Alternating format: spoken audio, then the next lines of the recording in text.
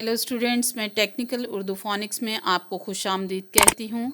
आज हम एक नए लेसन को सीखेंगे और मेरी वीडियो को लाइक करें, शेयर करें और चैनल को सब्सक्राइब करें ताकि आने वाली हर वीडियो का नोटिफिकेशन आपको मिलता रहे।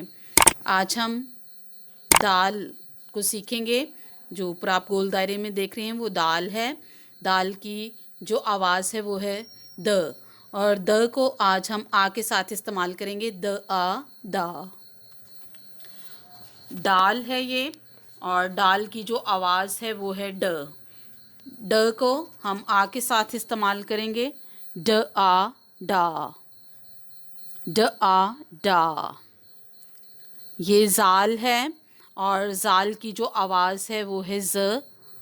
ज़ को हम आ के साथ इस्तेमाल करेंगे। ज़ आ ज़ा, ज़ आ ज़ा। ये रे की शक्ल है और रे की जो आवाज़ है वो है र, और हम इसको आ के साथ इस्तेमाल करेंगे। र आ रा, र आ रा।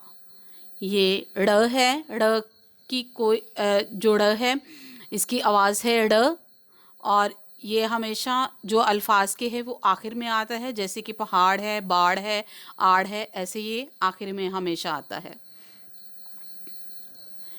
ये ज़े है और ज़े की जो आवाज़ है वो है ज़, और ज़ को हम आ के साथ इस्तेमाल करेंगे, जैसे कि ज़ आ ज़ा, ज़ आ ज़ा।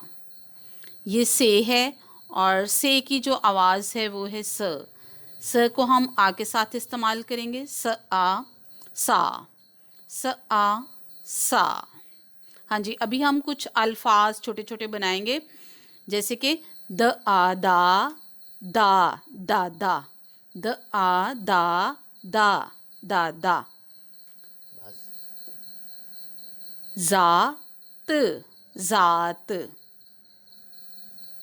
ज़ात, ज़ात, ज़ात। ज़ा हमने अभी सीखा है और इसके साथ हमने त को बोलना है। ये है पहाड़।